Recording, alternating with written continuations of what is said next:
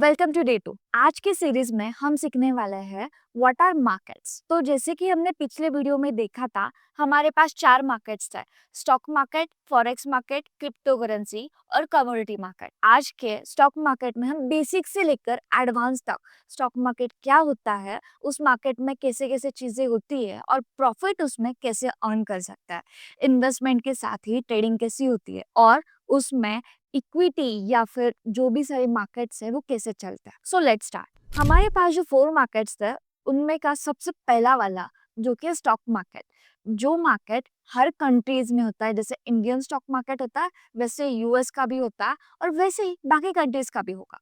तो आज हम सीखेंगे कि स्टॉक मार्केट होता क्या है। तो पहले एक एग्जाम्पल के साथ देख लेते हैं। मान लो आपके पास एक केक था और वो केक था 10 kg का। अब ये 10 kg का केक आपको सेल करवाना था, बट आप उसमें से सिर्फ 2 kg का केक सेल कर पाए और 8 kg का केक पेंडिंग था। अभी आप क्या करोगे? खा तो सकते नहीं हो। तो आपने क्या आइडिया लगाया, ये जो 8 kg का केक था आपने उसको पेस्ट्रीज में डिवाइड किया और पेस्ट्रीज में डिवाइड करके एक पेस्ट्री की प्राइस लगा दी 100 रुपीज। ऐसे आपके पास 100 पेस्ट्रीज बने। तो इस हिसाब से अगर आप 8 kg का केक सेल करने जाते हैं तो उसकी प्राइस आपको बहुत कम मिलती एज कम्पेयर टू पेस्ट्रीज। उसी तरीके से स्टॉक मार्केट में भी एक कंपनी है, मान लो उस कंपनी का टोटल ओनरशिप का कैपिटल है 10 CR, बट उसको स्टार्ट करने के लिए कुछ तो फंड लगेगा। तो वह पहले फंड किससे लेगा? मान लो बैंक के तरफ गया और बैंक के पास से उस लोन के बाद वो गया इंस्टीट्यूशनल ट्रेडर्स के पास। इंस्टीट्यूशनल ट्रेडर्स या फिर इन्वेस्टर्स के पास, जो उनको अपनी ओनरशिप लेके कुछ अमाउंट देते थे या फिर रेट ऑफ इंटरेस्ट पे। तो इस तरीके से टाटा कंपनी ने उनकी ओनरशिप या फिर उनकी कंपनी स्टार्ट कर दी। स्टार्ट करने के बाद उनके पास आए 8 CR। अभी 8 CR में से हमें चाहिए थे 10 CR, 2 CR तो बाकी रहेगा। तो मान लो 20% ऑफ ओनरशिप अभी भी पर्टिकुलर बोर्ड ऑफ डायरेक्टर्स के पास नहीं थी। कितनी थी? सिर्फ 80% थी। अभी इन्होंने क्या दिमाग लगा, अगर हमें 20% जो भी ये शेयर्स है, जैसे कि हमने ऊपर देखा था पर्टिकुलर केक का जो भी हमने पार्ट्स क्रिएट किए थे और उसके हमने पेस्ट्रीज बिकवाए थे पर पेस्ट्री प्राइस लगा के, वैसे ही 20% जो भी ओनरशिप है तो उसके हम पार्ट्स करेंगे अलग अलग और उस एक पार्ट को हम क्या बोलते हैं? शेयर्स बोलते हैं। और ये शेयर्स हम देते हैं पब्लिक को। अब ये शेयर्स देने के लिए पहले तो हमें लिस्टिंग करनी पड़ेगी। किधर लिस्टिंग करनी पड़ेगी? एनएससी और बीएससी, ऐसे दो प्लेटफॉर्म्स है इंडियन स्टॉक मार्केट के लिए। तो इन प्लेटफॉर्म्स पे जब हम हमारे कंपनी की लिस्टिंग करवाता है तो हमारी कंपनी की फेस वैल्यू आती है। जैसे कि हमने एक पेस्ट्री की प्राइस 100 रुपीज रखी थी, वैसे ही सिमिलरली एक शेयर की प्राइस मान लो 10 रुपीज हमने रखी, तो इस 10 रुपीज को हम बोलते हैं फेस वैल्यू।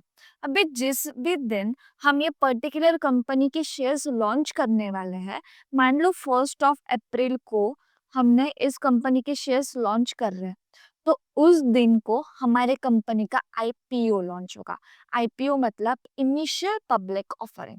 इनिशियल मतलब फर्स्ट दिन जो भी उसकी वैल्यू रहेगी, और पब्लिक मतलब जो हम हमारे पब्लिक को ऑफर करने वाले हैं प्राइस, उसे हम क्या कहते हैं?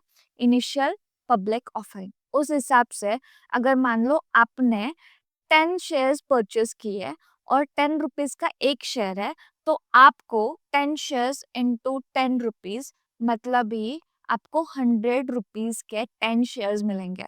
उसी के साथ आपको पर्टिकुलर परसेंटेज ऑफ ओनरशिप उस कंपनी की मिलेगी। जैसे ही पर्टिकुलर कंपनी उसकी प्राइस इंक्रीज होती है तो वो आप पे डिपेंड करता है कि उस कंपनी को सेल करना है कि नहीं करना है। वो सेल आप अपनी कंपनी को फिर से कर सकते हो या फिर जो भी बंदा होगा जिसको वो कंपनी के शेयर्स चाहिए उसको भी आप सेल करवा सकते हो। इसी तरीके से पूरी स्टॉक मार्केट में जितने भी सारे कंपनीज है, एनएससी यानी नेशनल स्टॉक एक्सचेंज और बीएससी मतलब बॉम्बे स्टॉक एक्सचेंज, तो देखा जाए तो एनएससी में 2671 कंपनीज है। उसी जगह पे बीएससी मतलब बॉम्बे स्टॉक एक्सचेंज में 5616 कंपनीज लिस्टेड है। अब इन सारे कंपनीज जब हम लेते हैं या फिर बाय करते हैं, तो जैसे ही उनमें कोई प्रॉफिट हुआ या फिर उन पर्टिकुलर प्राइजेस में ग्रोथ हुई, तो हम उसको सेल कर देते हैं और इस तरीके से हमें प्रॉफिट्स या फिर लॉसेस होता है। अगर देखा जाए तो ये पूरा मार्केट चलता है शेयर्स और डिविडेंड पर। प्रॉफिट मतलब ही डिविडेंड। अब ये स्टॉक मार्केट फिर से दो मार्केट्स में डिवाइड हुआ है। जैसे मैंने अभी ऊपर बोला, और टाटा कंपनी को कुछ लोन्स लेने थे, मतलब फंड चाहिए था, तो उसने लोन्स किधर से लिए? बैंक से लिए, इंस्टीट्यूशन से लिए। वैसे ही और भी बहुत सारे लोगों से ये कंपनी लोन्स लेती है। जैसे कि मान लो ब्रोकर्स है। ब्रोकर्स मतलब क्या? एंजल ब्रोकिंग, जीरोदा, ग्रोथ, ये सारे जो ब्रोकर्स है, इनको अपने कंपनी का थोड़ा सा परसेंटेज सेल करके वो उनसे अपने पैसे लेते हैं। नेक्स्ट है बैंक्स। बैंक्स से वो पैसे लेते हैं, जैसे HDFC, SBI, यस बैंक, और भी है इंस्टीट्यूशनल्स, मतलब ही BlackRock, Vanguard. BlackRock और वैनगार्ड ये ग्लोबल इंस्टीट्यूशनल कंपनीज है जो सबसे ज्यादा इंपॉर्टेंट रोल प्ले करती है फॉरेन इन्वेस्टर्स या फिर डायरेक्ट इन्वेस्टर्स के हिसाब से। और ICICI जो है वो काम करते हैं म्यूचुअल फंड, जैसे कि एसेट मैनेजमेंट कंपनीज, अगर आपने सुने होंगे। जो भी एसेट मैनेजमेंट कंपनीज होते हैं, इनका सबसे इम्पोर्टेंट रोल होता है मार्केट में FIs या फिर DIs का। नेक्स्ट वन है बिग बॉयज। अब ये बिग बॉयज मतलब क्या? जैसे आपने 1992 स्कैम मूवी देखी होगी, हर्षद मेहता, या फिर बिग बुल देखा होगा, राकेश झुनझुनवाला। ये सारे जो बिग बॉयज है, ये मार्केट में अपना जो भी ट्रेंड है, अपने सबसे ज्यादा फंड डाल के ट्रेंड को चेंज करने के पावर रखता है। Next one, they are known as hedgers. Hedgers मतलब क्या होता है? जो लोग एक ही कंडीशन में, मतलब साइडवेज मार्केट में बाइंग भी करते हैं या फिर सेलिंग भी करता है, इनको हम क्या कहते हैं? हेजर्स कहते हैं। अभी इसमें मैन ग्रुप नाम की कंपनी है, ब्रिज वाटर नाम की कंपनी है, इलॉइट इन्वेस्टमेंट मैनेजमेंट की कंपनी है। ये कभी कभी एसेट मैनेजमेंट कंपनीज के भी रोल प्ले करती है, उसी के साथ मार्केट में बहुत ज्यादा अमाउंट के साथ बाइंग या फिर सेलिंग करते हैं, तो इनको हम कहते हैं हेजर्स। और कभी कभी बहुत सारे लोग इनमें एल्गोज यूज करके भी हेजिंग करते हैं। हेजर्स वगैरह ये जो भी टेक्निकल टर्म्स है, जैसे जैसे हम सीरीज में बढ़ते जाएंगे, ये टर्म्स आपको समझते जाएंगे। इन सारे जो भी लोग हैं, brokers, banks, institution, big boys, hedgers, ये सारे लोग आते हैं प्राइमरी मार्केट में। वैसे ही प्राइमरी मार्केट बहुत ज्यादा ओनरशिप होल्ड करता है पर्टिकुलर कंपनी की, तो फिर बाद में ये जो प्राइमरी मार्केट के बाद जो भी बचा खचे ओनरशिप रहता है, ये सेल होता है सेकेंडरी मार्केट को। तो सेकेंडरी मार्केट में कौन आता है? हमारे जैसे ट्रेडर्स, रिटेलर्स या फिर इन्वेस्टर्स, जो स्मॉल स्मॉल अमाउंट में कंपनीज में थोड़ी फार इन्वेस्टमेंट्स करते हैं या फिर ट्रेडिंग करते हैं। तो इसके वजह से सबसे ज्यादा निगेटिव टर्म क्या हो जाता है? वो होता है मैन्युपुलेशन। अभी मैन्युपुलेशन इस टर्म को हम समझते हैं एक अच्छे खासे एग्जाम्पल के हिसाब से। अगर आप सारे लोग नासिक से बिलोंग करते हो, तो सुला वाइन यार्ड इस जगह पे तो जाके आए होंगे, या फिर इंडिया के सबसे कैपिटल वाइन यार्ड, मतलब ही सुला वाइन यार्ड होती है। अभी सुला वाइन यार्ड भी 28 दिसंबर 2022 को NSE या फिर BSE में रजिस्टर्ड हुई थी। रजिस्टर होने के बाद इसका जो भी IPO है, मतलब इनिशियल पब्लिक ऑफरिंग, प्राइस था 307 रुपीज। 307 रुपीज पर शेयर के साथ ये लिस्टिंग हुई थी। उसके बाद हाईएस्ट प्राइस, मतलब उसने जैन 2024 तक बहुत ज्यादा मार्केट में ग्रोथ की थी। हाईएस्ट प्राइस जाके आई थी 650 मैक्सिमम। 650 जाने के बाद अब भी ऑनगोइंग प्राइस जैन 2024 के बाद पूरा सुलावाइन यार्ड्स गिरा हुआ है, मतलब वो पूरा नीचे चल रहा है। और अभी की ऑनगोइंग प्राइस चल रही है, दैट इज 269 रुपीज। अभी मुझे बताओ, अगर सुला वाइन यार्ड बहुत सारे वाइन्स एक्सपोर्ट कर रहा है, सिर्फ इंडिया में ही नहीं तो बहुत सारे कंट्रीज में, तो मुझे बताओ ये कंपनी लॉस मेकिंग कभी हो सकती है क्या? बिल्कुल नहीं हो सकते। अभी ये उतार चढ़ाव होता कैसे है? मार्केट में बहुत ज्यादा प्राइजेस जो लाते हैं, मतलब ये अपने कैपिटल जो लाता है, वो होते हैं ये प्राइमरी मार्केट वाले सारे लोग। अभी ये जिस हाईएस्ट प्राइस पॉइंट पे सेलिंग कर देते हैं मार्केट में, तो उस पर्टिकुलर कंपनी की प्राइस जो भी होती है वो ड्रॉप डाउन होती है। तो उस कंपनी को प्रॉफिट हो रहा भी होगा या फिर लॉस भी हो रहा होगा, they don't care about it, they just sell it. जिसके वजह से प्राइमरी मार्केट का सबसे ज्यादा क्या हो सकता है, प्रॉफिट हो सकता है, और वो सेकेंडरी मार्केट वाले जो भी सारे लोग हैं इनसे क्या करवाते हैं, लॉसेस करवाते हैं और इनका एसएल हिट करवाते हैं। तो इसी वजह से स्टॉक मार्केट में सबसे ज्यादा मैनिपुलेशन होता है। अगर देखा जाए तो रिपोर्ट के हिसाब से 2025 के हिसाब से सुला वाइन की जो भी नेट वर्थ है दैट इज 217.3 करोड़। तो इस हिसाब से तो सुला वाइन यार्ड अपने लॉसेस में तो चल रहा नहीं है, क्योंकि सुला फेस्ट भी होता है, उसमें सबसे ज्यादा प्रॉफिट भी नासिक में सबसे ज्यादा प्रॉफिट सुला वाइन यार्ड ही कमाता है। तो इस वजह से हमने कभी भी ट्रेडिंग छोड़ के इन्वेस्टमेंट को ही प्रेफर करना चाहिए स्टॉक मार्केट में, क्योंकि ये सबसे निगेटिव पॉइंट डिक्लेयर होता है। Second thing, how we can generate income from stock market. अब इनकम जनरेट करने के लिए हमारे पास तीन कंसेप्ट है। First one is investment, second is delivery and third one is intraday.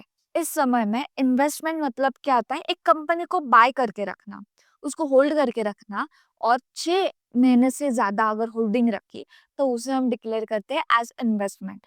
Next one is delivery. Delivery मतलब क्या, स्विंग ट्रेडिंग करना या फिर वीकली उस पर्टिकुलर इन्वेस्टमेंट को या फिर कंपनी के बाइंग को होल्ड करके सेल कर देना। ये 6 मंथ से कम होता है तो इसे हम कहते हैं डिलीवरी फेज। और second next one is intraday trading. Intraday trading मतलब पर्टिकुलर उसी दिन में उस स्टॉक को या फिर ट्रेड को बाय करना, सेल करना या फिर उसका प्रॉफिट बुक करके अपने बैंक अकाउंट में मंगवा लेना। अभी इंट्राडे ट्रेडिंग करने के लिए दो टाइप्स होता है फिर से, एक होता है फ्यूचर्स और एक होता है ऑप्शंस। फ्यूचर्स में भी दो टाइप्स है, बाइंग और सेलिंग। बाइंग को यूजुअली कहते हैं सीई और सेलिंग को कहते हैं पीई। ऑप्शंस में फिर से दो कंसेप्ट, बाइंग और सेलिंग। बाइंग मतलब ही सीई और सेलिंग मतलब ही पीई। अगर हमने बाइंग सीई को बाय किया है, मतलब अगर उस पर्टिकुलर स्टॉक ऊपर जा रहा है तो तब भी होगा हमें प्रॉफिट, और पीई को बाय किया हुआ है तो जब स्टॉक नीचे गिरेगा तो होगा हमें तभी प्रॉफिट। इस हिसाब से ऑप्शंस और फ्यूचर्स चलता है। पहले फ्यूचर्स बहुत ज्यादा चलता था, बट कोई रीजंस होने की वजह से गवर्नमेंट ने फ्यूचर्स अभी बंद करवा दिए हैं। अब नेक्स्ट जो सबसे ज्यादा चल रहा है दैट इज ऑप्शंस।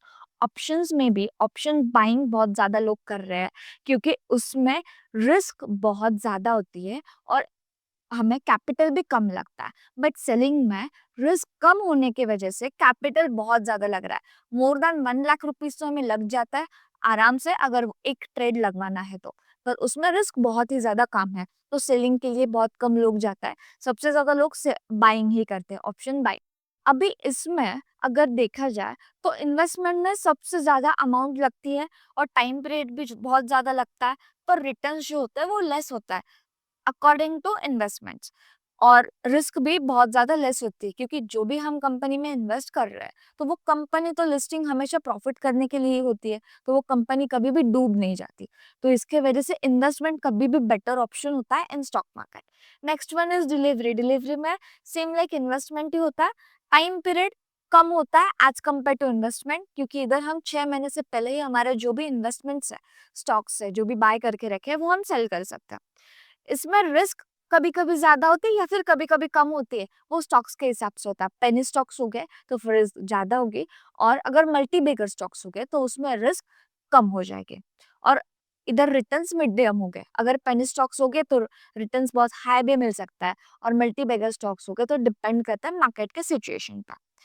और इंट्राडे ट्रेडिंग में रिस्क बहुत ही ज्यादा हाई होती है। कम टाइम पीरियड में कम कैपिटल के साथ हम हाई रिटर्न्स भी अर्न कर सकते हैं, बट इधर मनी ज्यादा नीडेड होता है। अगर आपके पास 10,000 रुपीज हो गए और आप सोच रहे हो कि 10,000 के मैं एक ही ट्रेड में 15,000 कर सकता हूँ या फिर कर सकती हूँ, तो ये थिंग पॉसिबल नहीं है, क्योंकि इसको पूरा हम क्या कह सकते हैं, गैम्बलिंग कह सकते हैं। और गैम्बलिंग करते समय स्टॉक मार्केट में बहुत ज्यादा ब्रोकरेज लग जाता है, तो इस वजह से हम हमेशा ट्रेडिंग अवॉइड करते हैं स्टॉक मार्केट में, क्योंकि इधर तो पहले मैनिपुलेशन होता है और उसके बाद जो भी इंट्राडे ट्रेडिंग है उसके रिस्क हाई होने की वजह से और मनी है वो ज्यादा नीड होने की वजह से भी हम ट्रेडिंग को अवॉइड करते हैं। उसके बाद ये जो ट्रेडिंग है ये दो फॉर्मेट में होती है, एक होता है इंडेक्स में और एक होता है इक्विटी में। पहले समझ लेते हैं इक्विटी मतलब क्या होता है। इक्विटी मतलब इंडिविजुअल कंपनी, जैसे एग्जांपल में टाटा, जो फाइनेंस, बजाज है, यस बैंक है और बहुत सारे बैंक्स, जैसे हमने पहले इसमें देखे थे कि एनएससी और बीएससी में टोटल कंपनी कितने लिस्टेड है। वो सारे कंपनीज जब इंडिविजुअल प्लेटफॉर्म पे चार्ट पे ट्रेड होते हैं, मतलब ऐसा इसके स्क्रीन पे पर्टिकुलर चार्ट सिर्फ एक कंपनी का दिख रहा है, तो हम उसे कहते हैं इक्विटीज। बट जब हम इंडेक्स पे आते हैं, इंडेक्स मतलब क्या, कैटेगरीज ऑफ बेस्ट कंपनीज। समझ लो बैंक निफ्टी है, इसमें जो फर्स्ट वर्ड है बैंक, ये क्या हमें बता रहा है कि पूरे कंपनीज में जो भी बैंक रिलेटेड कंपनीज है, उसमें टॉप 50 कंपनीज जो भी होंगे वो किस कैटेगरी के अंदर आएंगे, बैंक निफ्टी के अंदर आएंगे। Next is Nifty 50। निफ्टी 50 में क्या बता रहा है, पूरे इंडिया में सबसे ज्यादा ग्रोइंग कंपनीज जो भी है 50 कंपनीज, वो किसके अंदर आएंगे, बैंक, वो किसके अंदर आएंगे, निफ्टी 50 के अंदर आएंगे। Next one is fin Nifty. Fin Nifty का मतलब होता है, फिन का मतलब होता है फाइनेंस। जो भी फाइनेंस रिलेटेड कंपनीज है, जैसे कि हमने बात की एसेट मैनेजमेंट हो, म्यूचुअल फंड्स हो, एसआईपीज हो, या फिर जो भी कंपनीज फाइनेंस से रिलेटेड है, वो सारी कंपनीज किसमें कंसिडर होंगी, फिन निफ्टी के अंदर। और फिर बाद में आता है गिफ्ट निफ्टी। ऐसे ही बहुत सारे कैटेगरीज होता है। मिड निफ्टी, मिड निफ्टी मतलब सारे फार्मास्यूटिकल कंपनीज जो भी टॉप 50 में आते हैं, उस कैटेगरी को हम क्या कहते हैं, मिड निफ्टी। इस हिसाब से ये जो सारे कैटेगरीज है, इसको वर्ड दिया है इंडेक्स, और जो इंडिविजुअल कंपनीज है हम उसे कहते हैं इक्विटी। तो मार्केट में लोग ट्रेडिंग दोनों भी इसमें कर सकते हैं, इंडेक्सेस में भी कर सकते हैं और इक्विटी में भी कर सकते हैं। बट सबसे ज्यादा वॉल्यूम इंडेक्स के बैंक निफ्टी में और निफ्टी 50 में ही सबसे ज्यादा होता है। तो इसी वजह से मार्केट में सबसे ज्यादा पॉपुलेटेड बैंक निफ्टी और निफ्टी 50 ही है, और सबसे ज्यादा रिस्की भी बैंक निफ्टी ही है। तो इस हिसाब से अगर हम देखा जाए तो कंक्लूजन पे आते वक्त, trading is more riskier than investing in stock market, so always prefer investing in stock market. तो आज के लिए बस इतना ही। अगर ये वीडियो आपको पसंद आया होगा तो इसको लाइक करो, और ऐसे ही अलग अलग वीडियोस जानने के लिए हमें सब्सक्राइब करना। और आपको कौन से भी टॉपिक्स चाहिए होंगे तो मुझे कमेंट डाउन करो, तो हम उस टॉपिक के वीडियो बनाएंगे। और इस सेशन की हैंड रिटन पीडीएफ आपको डिस्क्रिप्शन में मिल जाएंगे।